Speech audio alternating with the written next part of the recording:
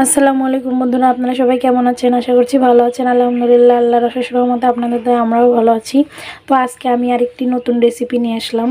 তো আজকে হচ্ছে শিল পাটায় বেটে আমি মশলাগুলা তৈরি করে রান্না করব, একদম ন্যাচারাল। তো দেখতে থাকুন, আমার সঙ্গে থাকুন। আর দেশের কচি কচি মুরগির বাচ্চা ছিল ছোট, সেগুলো বাচ্চাই আজকে আমি রান্না করব। আর এখানে আমি সেই বাচ্চাগুলো এই যে কেটে ধুয়ে পরিষ্কার করে যে রেখে দিছি। তো হচ্ছে যে এখন আমি এগুলো মশলা এখন বেটে নিব। এখানে আমি নিয়ে নিছি জিরা আর হচ্ছে আদা, সেগুলো আমি আগে এখন বেটে নিব। তো এই আদা জিরাগুলো আমি এখন বেটে মশলা করে নেব।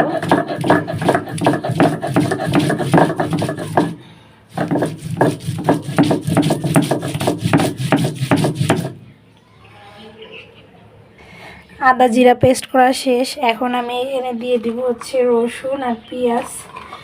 আমি একই জায়গায় সবগুলো মশলা এক জায়গায় বেটে নেব। আগে আদা জিরাগুলো আমি পেস্ট করে নিছি, তারপর এখন রসুন আর পেঁয়াজ আমি পেস্ট করে নিব। তো এখানে আমার সবগুলো মশলা করা শেষ। আদা রসুন জিরা এবং পেঁয়াজ এগুলো আমি এখন বাটিতে উঠিয়ে নিচ্ছি। তো আমি এখন এখানে দিয়ে দেবো শুকনা মরিচ। এগুলো শুকনা মরিচগুলো আমি এখন বেটে নিব। শুকনা মরিচ বাটার আগে আমি একটু ভিজায় রাখছিলাম।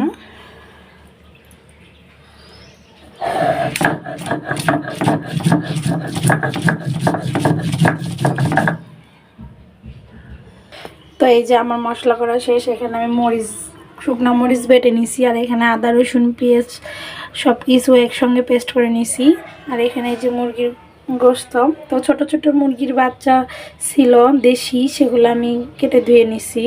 এখন আমি এগুলো রান্না করব। এখানে পেঁয়াজ কেটে নিছি, এই যে একটু বেশি পরিমাণের পেঁয়াজ কেটে নিছি।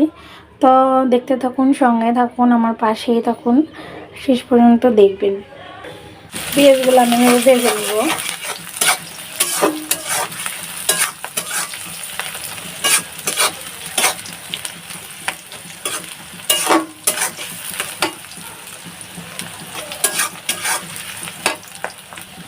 তো পেঁয়াজগুলো এভাবে আমার ভাজা হয়েছে। এখন আমি এইখানে দিয়ে দিব মশলা, দিয়ে দিব এই যে আদা রসুন বাটা যেগুলো ছিল সেগুলো দিয়ে দিব।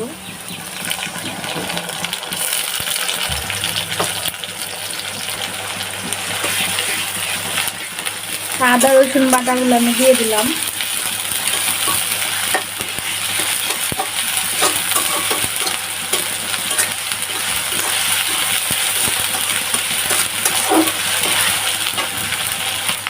এখানে আমি থেতে করে এলাচ দারচিনি রাখছিলাম ধুয়ে, সেগুলোও দিয়ে দিব। আমি যে মরিচ বেটে রাখছিলাম এখানে, সেই মরিচগুলো দিয়ে দিলাম।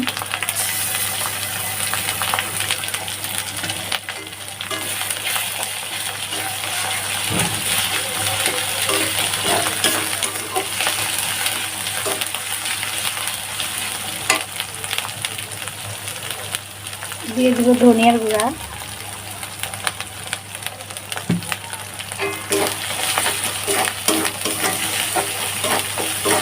যেহেতু মরিচটা আমি বেটে দিয়েছি, একটু বেশি করে তেলে ভাজে নেব।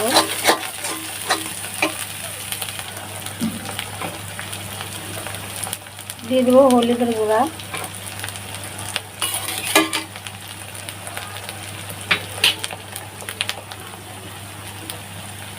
দিয়ে দেবো একটু পানি,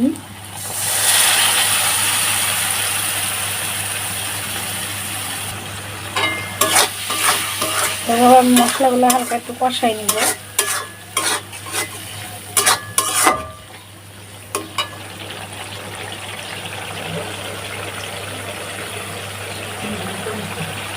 দিয়ে দেবো লবণ, পরিমাণ মতো লবণ দিয়ে দিলাম। এবার আমি কষাতে থাকবো।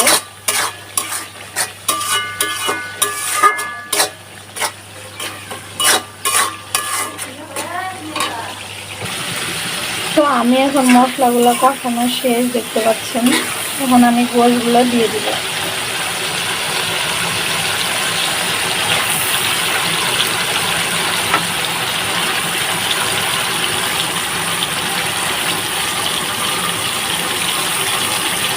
এই যে আমি গোলগুলো দিয়ে দিলাম।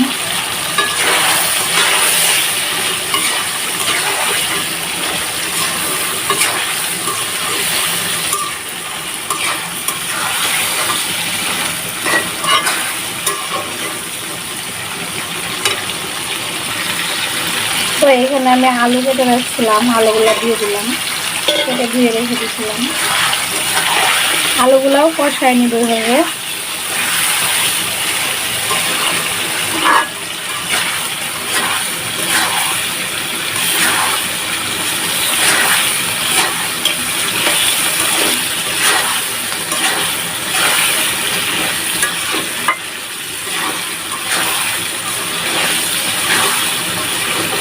তখন আমি ঢাকনা দিয়ে ঢেকে ঢেকে কষাই নেব। তো এই যে গোশটা আমি ঢেকে দিয়ে দিচ্ছি কষানোর জন্য। সুন্দর করে আমি নাড়া দিয়ে দেবো, উল্টায় পাল্টায় দেবো।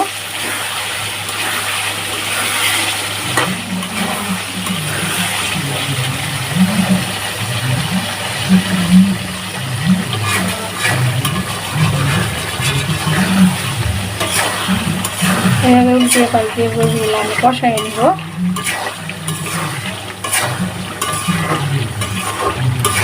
আমি এখানে পানি দিব না, খুব অল্প পানি দিব।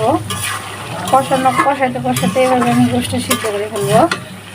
তো আমি এভাবে আবার ঢাকা দিয়ে দিব। ঢাকা দেওয়ার পরে কিছুক্ষণ পরে আমি আবার দেখব, কষানো হয়ে গেলে সামান্য পরিমাণ ঝোল দিয়ে নামাই ফেলবো। সঙ্গেই থাকুন, দেখতে থাকুন। তো এই যে আমার গোশগুলো এভাবে কষাই নিচ্ছি আমি।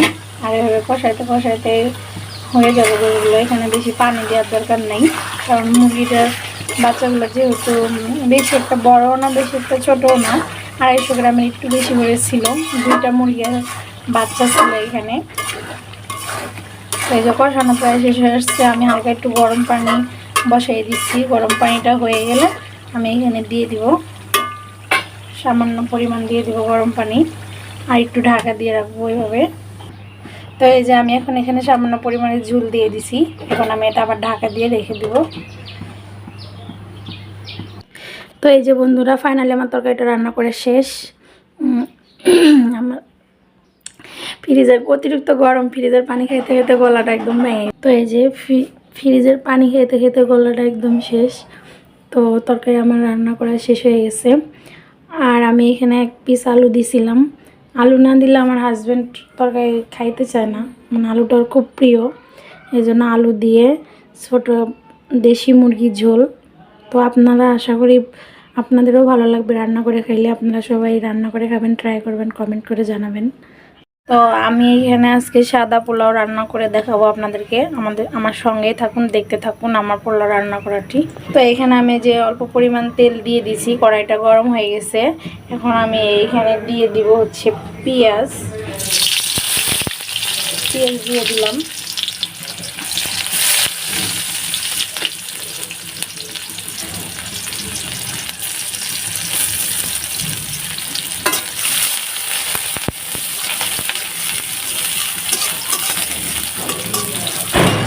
তো এইখানে আমি এখন দিয়ে দিব হচ্ছে যে চাউল।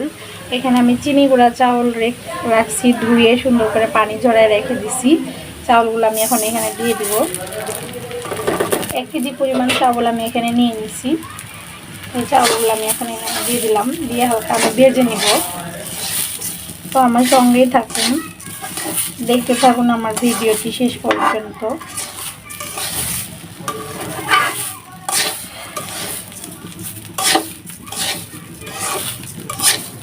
চাউলটি আমি এভাবে ভাজতে থাকবো। তো আমি এখন এখানে দিয়ে দেবো পরিমাণ মতন লবণ।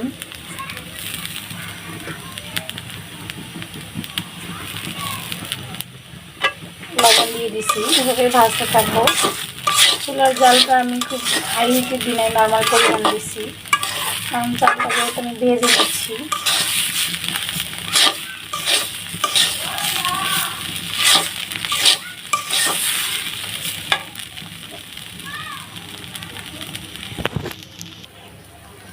তো এখানে পেঁয়াজ আর তেল দিয়ে আমি ভেজে নিচ্ছি। তো এখানে সামান্য পরিমাণের আমি একটু মশলা দিয়ে দিলাম।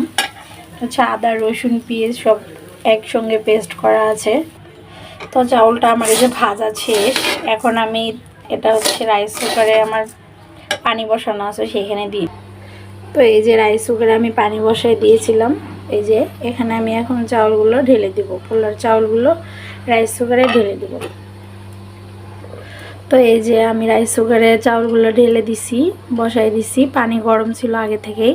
এখন আমি ঢাকনা দিয়ে ঢেকে রাখবো। তো এই যে আমি ঢাকনা দিয়ে ঢেকে রাখছিলাম। তো এই যে এই পর্যায়ে হয়ে আসছে। এখন আমি এভাবে ঢেকে রাখবো, আর পানি টানি দিব না। এভাবে ঢেকে রাখলে হয়ে যাবে, একদম ঝরঝরা হয়ে যাবে। এই জন্য ঢেকে রাখতে হবে। তো এই যে বিরিয়ানিটা আমি বসাই দিয়ে রাখছিলাম, মানে সাদা ভাতের পোলাও আর কি।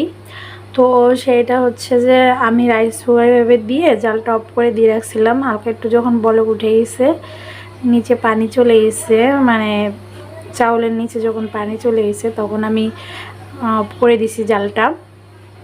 এখন আমি ঢেকে রাখছিলাম এভাবে। এখন আমি দেখব কি অবস্থা।